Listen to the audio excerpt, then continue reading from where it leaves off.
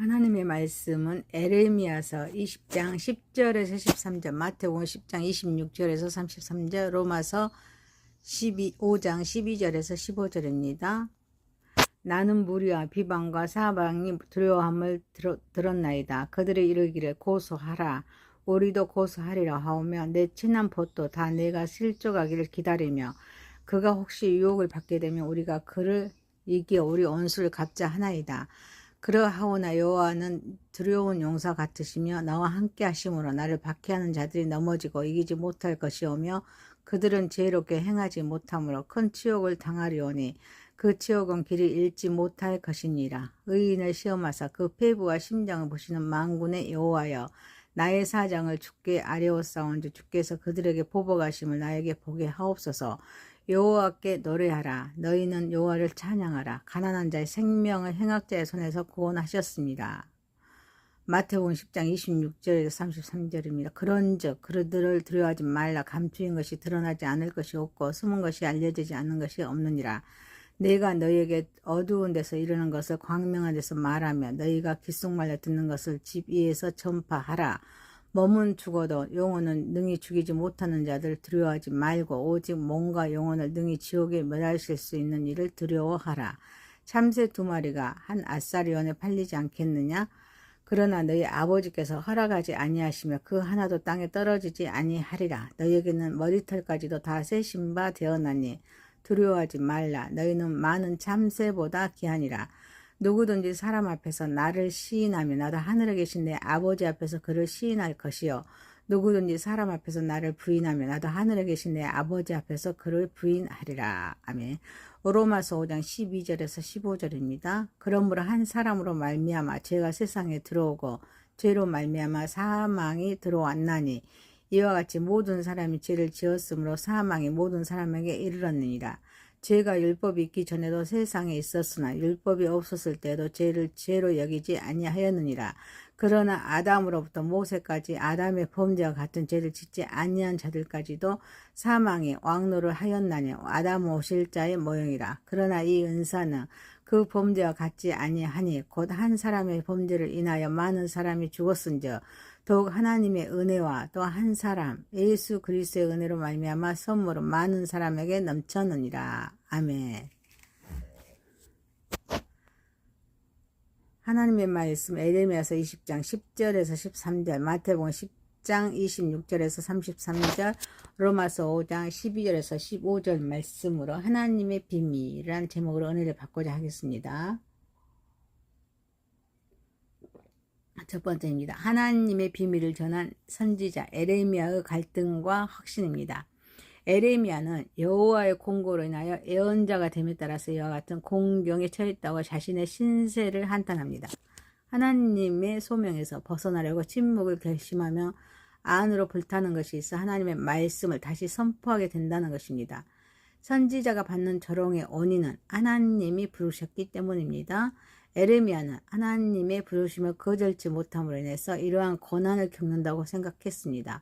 오늘날도 하나님을 믿는다는 이유 하나만으로 직장이나 사회에서 이유 없이 비난이나 저소를 받는 경우가 종종 있습니다. 그러나 이러한 일들로 인해 좌절해서는 안 됩니다. 그것은 마귀가 주는 시험이기 때문입니다. 그럴 때마다 우리는 담대한 신앙으로 시험을 이기는 성도들이 되어야 할 것입니다. 선지자가 받는 조롱의 원인은 멸망을 선포했기 때문입니다. 선지자는 북방으로부터 옛적의 침략이 있을 것이라고 선포하였습니다. 이것이 백성들에게 조롱을 받는 또 하나의 원인이 되었습니다. 에레미야처럼 하나님의 사역을 감당하다가 환난이나 핍박을 당하게 될 때 하나님을 원망할 수도 있을 것입니다. 그러나 그때마다 우리를 위해 친히 고난 당하셨으며 또 우리로 하여금 고난을 이기게 하시는 주님을 기억하면서 로마서 8장 34절에 누가 정죄하려 죽으실 뿐 아니라 다시 일어나신 이는 그리스도 예수시니 그는 하나님의 우편에 계신 자로 우리를 위하여 간구하시는 자이시니라.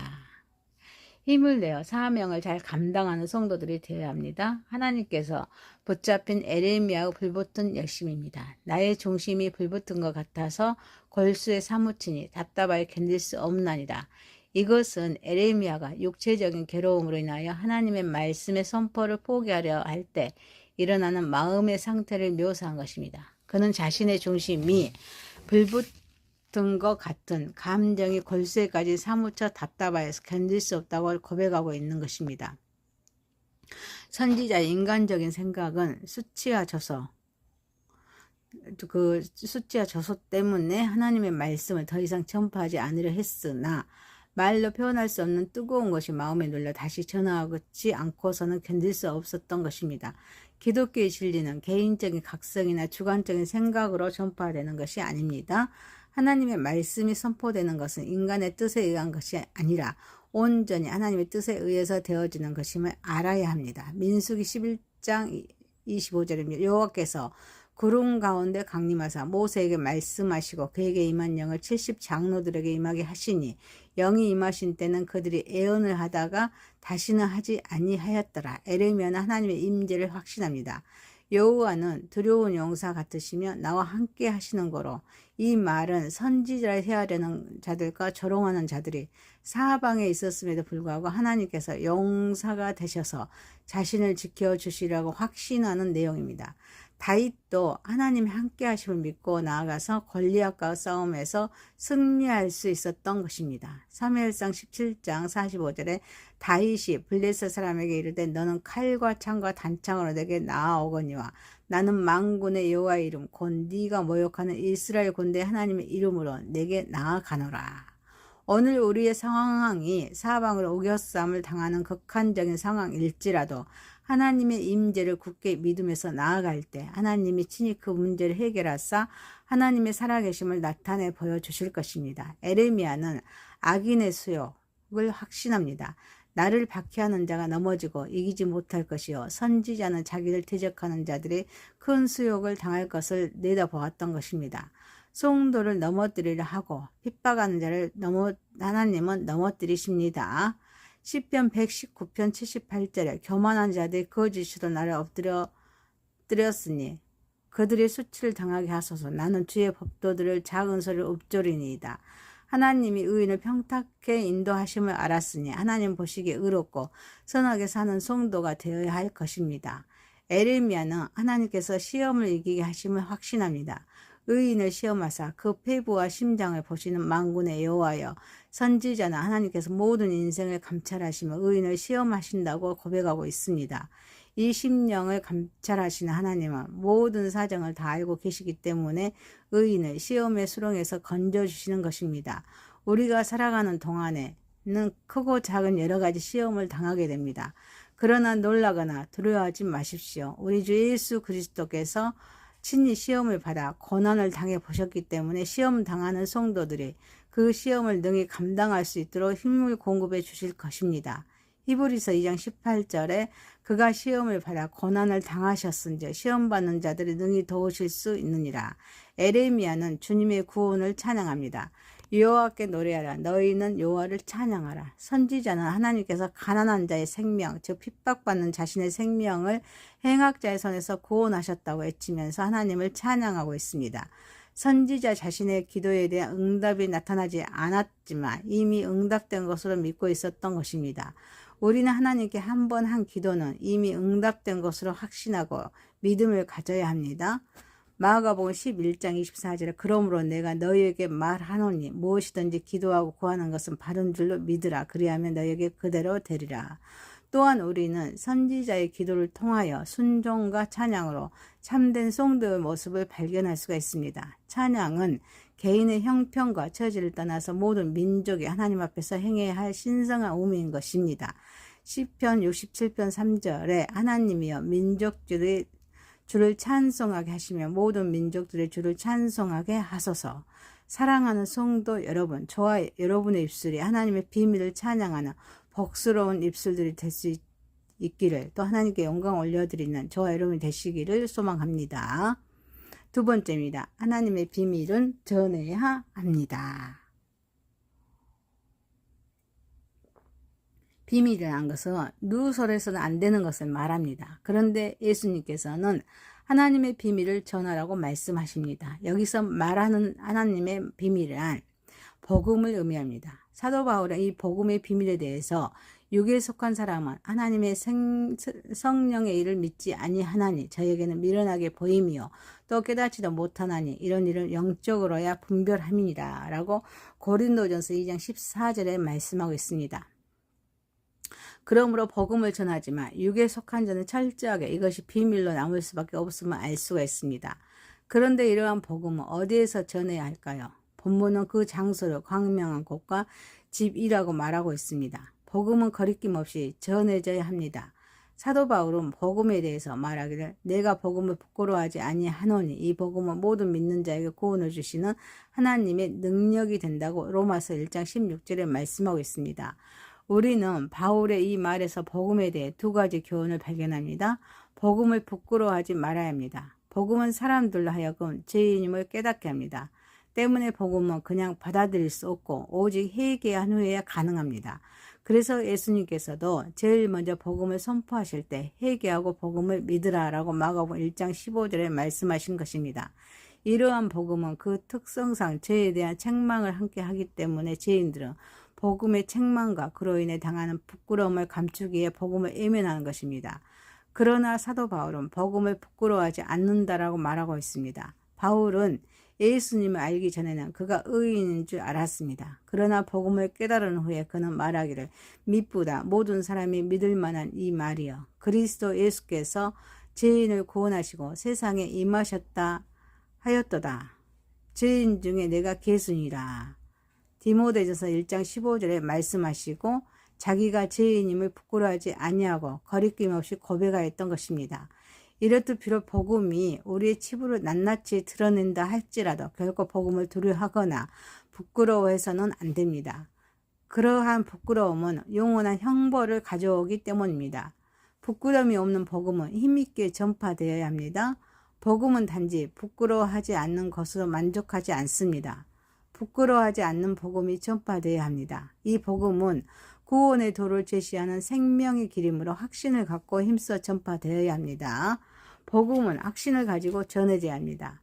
감추인 것이 드러나지 않을 수 없고 숨은 것이 알려지지 않을 것이 없느니라. 그리스도를 대적하는 원수들의 감춰진 죄악이 드러나게 될 것이라는 확신입니다. 여기서 감추어진 것은 헬라어로 수동분사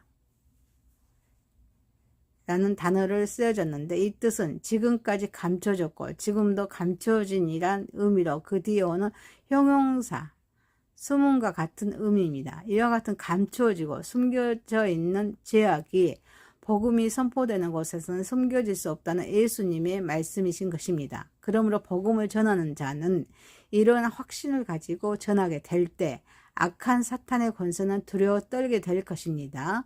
복음의 비밀이 드러나게 될 것이라는 확신입니다. 복음은 이와 같은 의미에서 양면성이 있습니다. 즉 육신에 속한 자와 죄에 대한 그런 심령의 애통함이 없는 자 그리고 영혼의 갈급함이 없는 자들에게는 복음의 비밀은 감추어지고 그들의 죄악만이 밝혀지게 되면서 심판을 면할 수 없을 것이며 진정으로 영혼의 갈급함이 있는 자들에게도 복음이 드러나게 된다는 사실입니다. 그러나 예수님께서는 심령이 가난한 자는 복이 있나니 천국이 저희의 것이며 라고 마태복음 5장 3절에 말씀하셨던 것입니다.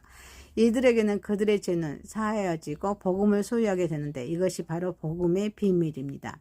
시편 기자는 이러한 자를 다음과 같이 말합니다. 허물의 사함을 얻고 그 죄의 가려움을 받는 자는 복이 있도다. 시편 32편 1절에 말씀하십니다. 여러분, 이 얼마나 복된 말씀이십니까? 이러한 복음의 진리를 깨닫는 자만이 확신을 가지고 담대하게 복음을 전할 수 있을 것입니다. 복음은 핍박을 두려워하지 말고 전해져야 합니다. 많은 사람들이 이 복된 말씀을 듣고 회개하면서 주님께 나아올 것이지만 또 한편에서는 핍박하며 죽이려 달려드는 악한 무리도 있을 것입니다. 그러나 우리는 심령이 갈급한 자에게 이 기쁜 소식을 전하기 위해서 죽음을 무릅쓰고 전해야 하는 것이 전도자의 사명입니다. 모든 그리스도인의 의미라는 사실을 알아야 합니다. 이것은 바로 예수님의 명령입니다.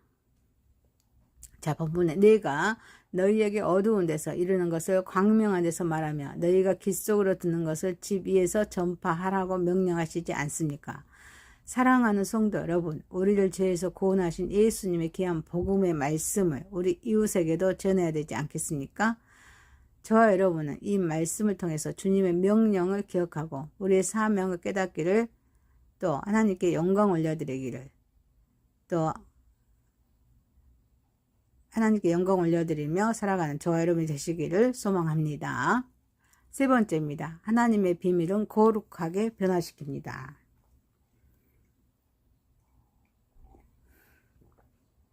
바울은 본문의 12절에서 21절 말씀에서 죄가 세상에 어떻게 들어왔으며 그 죄가 어떻게 세상을 지배하는지를 설명하고 있습니다. 또한 그 죄를 그리스도께서 어떻게 해서 정복하고 많은 사람을 의롭게 하셨는지를 설명합니다.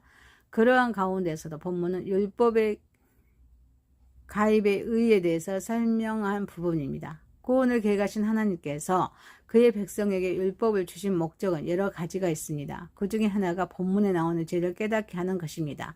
그러나 율법이 주어진 의는 이것만으로는 만족될 수가 없습니다. 그 율법의 의에 대하여 함께 봅니다. 율법의 의 중 첫째는 죄를 드러내는 것입니다. 죄는 아담의 타락으로 인한 죄의 이후로부터, 범죄 이후로부터 모세 율법이 주어지기까지도 여전히 존재하였습니다. 그 죄의 결과로 주어진 형벌은 세상을 지배하여 왔습니다. 그러나 그와 같은 율법이 없었을 때는 사람들이 죄를 죄로 여기지 아니하고 자행했습니다. 물론 그것이 모든 사람들이 죄 자체에 대한 의식적 죄 없었다는 의미는 아닙니다. 다만 율법이 없을 때는 죄의 심각성과 중대성을 인식하지 못하고 그 가운데 죄와 더불어 살면서 죄를 두려워하지 않았다는 것입니다. 그래서 하나님은 그러한 인간의 범법함을 깨닫게 하기 위하여 율법을 주시고 인간으로 죄를 깨닫도록 하셨습니다. 그 율법이 인간을 하나님 앞에 죄인으로 고발하면서 인간의 죄된 모습을 드러내는 것입니다. 뿐만 아닙니다. 율법은 하나님의 의를 공고히 세우고 증거하여서 인간의 어떠한 노력과 행위로서도 하나님의 의를 만족시킬 수 없음을 보여줍니다. 율법은 그리스도에게 인도하는 몽학선생의 역할을 담당합니다. 그러나 율법의 의를 인간의 죄를 드러내는 것만으로 한정해서 말할 수는 없습니다. 율법은 죄를 깨달아 죄인임을 스스로 인식한 인간을 그리스도께 인도하는 몽학선생의 역할을 담당합니다. 갈라디아서 3장 24절에 이같이 율법이 우리를 그리스도께 인도하는 초등교사가 되어 우리로 하여금 믿음으로 말미암아 의롭다함을 얻게 하려 함이라. 이것이 율법의 두 번째 의입니다. 옛 그리스도의 귀족들은 6세에서 16세까지 어린 자녀들의 생활을 보호하고 감독하기 위해서 그의 집에 거하는 신뢰할 수 있는 노예를 택하여서 이 직무를 수행하도록 했습니다. 이 직무를 맡은 자를 몽학선생이라 하여 불렀습니다. 이 직분을 맡은 자는 아이가 성년이 될 때까지 가정교사와 후견으로서 시중을 들었습니다. 몽학선생은 자연히 아이들에게는 싫은 소리를 하지 않으면 안 되었습니다. 그러나 그러한 몽학선생의 혼육기간은 잠시였습니다. 이 기간이 완전히 끝나고 나면 그는 노예의 신분으로 다시 돌아가야 했습니다. 즉 아이가 성년이 되면 그 아이는 몽학선생의 감독에서 벗어나 아버지의 한 아들로서 특권을 누리면서 마음껏 자유를 누리고 가정생활을 하였습니다. 바울은 율법을 바로 그리스도의 몽학선생 제도를 그 논중에 도입하여 설명하는 것입니다.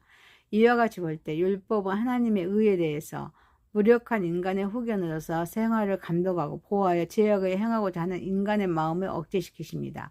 때문에 율법은 인간에게 귀찮고 까다로운 존재일 수밖에 없습니다. 그러나 후견으로서 율법의 임무는 그리스도께서 오심으로써 멈춥니다. 그리스도를 믿음으로 성년이 된 성도는 더 이상 후견인이 지도와 감독을 받을 필요가 없습니다.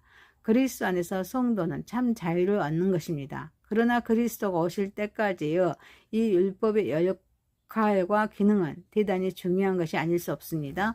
어쨌든 율법은 사람들을 그리스도에게 인도한 셈이면서 죄인의 구원에 큰 역할을 한 셈입니다. 율법은 구원받는 자의 삶의 지표가 됩니다.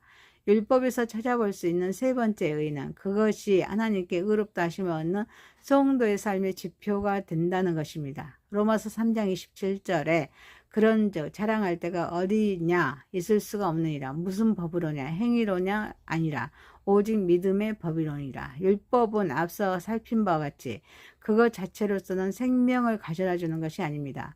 생명은 오직 죄인을 위하여 대신 죽으신 그리스도를 믿는 믿음으로 말미암아 주어지는 것입니다. 그러나 그렇다고 해서 율법의 존재가 필요치 않는 것은 아닙니다. 율법은 여전히 필요합니다. 그것은 율법이 하나님의 의를 드러내면서 선악을 구별하는 기준이 되면서 성도가 행할 행위의 기준이 되기 때문입니다. 또한 그러한 선악의 구별은 인간의 삶에 있어서 선한 삶을 살기 원하는 자들의 방향을 결정하는 기준이 되는 것입니다. 즉 살아있는 믿음은 마치 살아있는 나무가 열매를 맺듯이 열매를 맺어야 합니다. 야고보서 2장 18절에 어떤 사람은 말하기를 너는 믿음이 있고 나는 행함이 있으니 행함이 없는 내 믿음은 내게 보이라. 나는 행함으로 내 믿음을 내게 보이리라 하리라.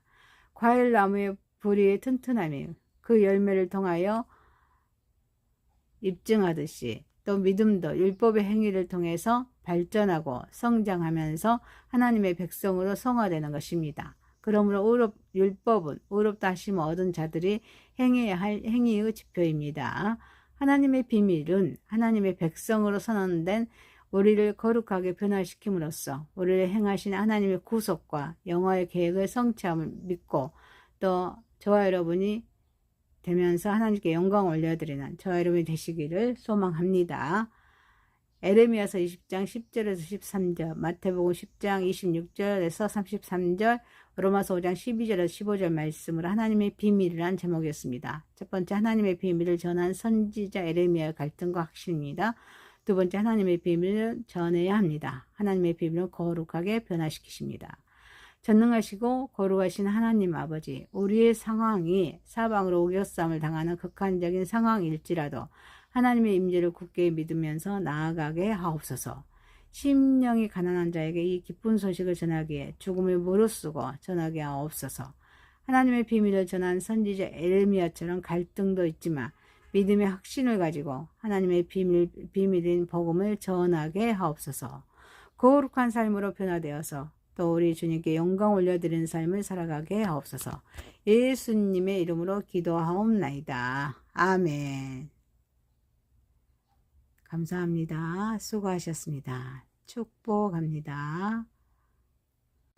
하나님의 말씀은 에레미야서 20장 10절에서 13절, 마태복음 10장 26절에서 33절, 로마서 5장